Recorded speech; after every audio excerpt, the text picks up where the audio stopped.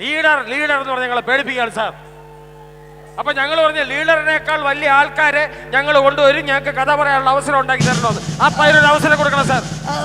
എല്ലാം ഞാൻ കേട്ടല്ലോ. ഞാൻ എയർപോർട്ട് തുടങ്ങി കേൾക്കാം. ഞാൻ നിങ്ങളുടെ പ്രശ്നം പരിഹരിക്കാൻ തന്നെ ഇവിടെ വന്നിരിക്കുന്നു. ശരി സാർ.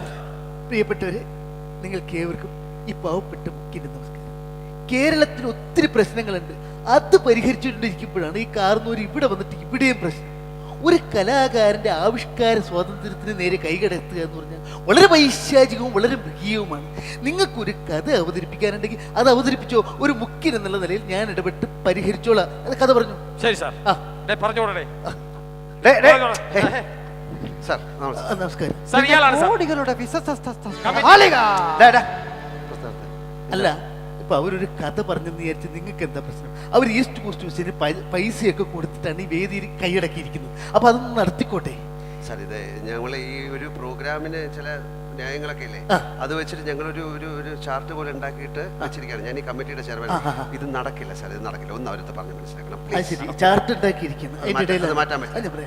അപ്പൊ ഏതായാലും അവരൊരു ഓർഡർ അനുസരിച്ച് കാര്യങ്ങൾ നീക്കിക്കൊണ്ടിരിക്കുകയാണ്. നിങ്ങളിപ്പോ ഏതായാലും പിന്നീട് നമുക്ക് അതിനൊരു വഴി ഉണ്ടാക്കാം. ഞങ്ങൾ ആ ഈസ്റ്റ് കോസ്റ്റ് വിജയന് കാശ് കൊടുത്ത് വേദി ഞങ്ങൾക്ക് വേണ്ടി ഉണ്ടാക്കിയിരിക്കുകയാണ് സാർ. പിന്നെ അവന്റെ കഥ പറയാം. അവൻ വളർന്നു വരുന്ന ഒരു കലാകാരനല്ലേ സാർ? അതെ, വളർന്നു വരുന്ന ഒരു കലാകാരൻ എന്നുള്ള നിലയ്ക്ക് അദ്ദേഹത്തിന്റെ പ്രശ്നം നമ്മൾ പരിഹരിച്ചു കൊടുക്കുക എന്നുള്ളത് ഒരു മുഖ്യൻ എന്നുള്ള നിലയ്ക്ക് എനിക്കത് ഇടപെടാതിരിക്കാൻ പറ്റില്ല സാർ. ഒന്നാമത് ഇത് വളരെ വൃത്തികെട്ട കഥയാണ്, മഹാബോറാണ്.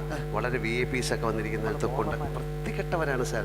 ഇവന്റെ അച്ഛനെ അപ്പൂപ്പനെ ഒക്കെ ഞാൻ അടിച്ചു കൊടുത്തിട്ടുണ്ട്. ഒരു കുടുംബത്തോടെ നമുക്ക് അടിക്കാൻ പറ്റുമോ? ഒന്ന് സാറ് പറഞ്ഞിട്ട് ഇത് നടക്കില്ല സാർ.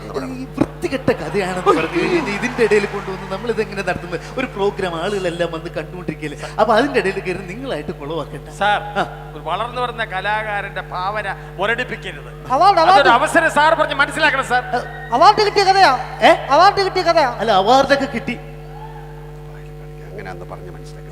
ഓക്കെ. ഏതായാലും നിങ്ങൾ ഇന്നിപ്പോ ഈ വേദിയിൽ കഥാപ്രസംഗം അവതരിപ്പിക്കുന്നില്ല.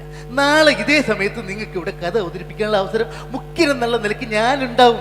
സത്യം, ധർമ്മം, നീതി എവിടെ ഉണ്ടോ അതിന്റെ കൂടെ ഞാനുണ്ട്. അപ്പൊ ശരി, എന്നാ നാളെ അവതരിപ്പിക്കാം. കാണണം.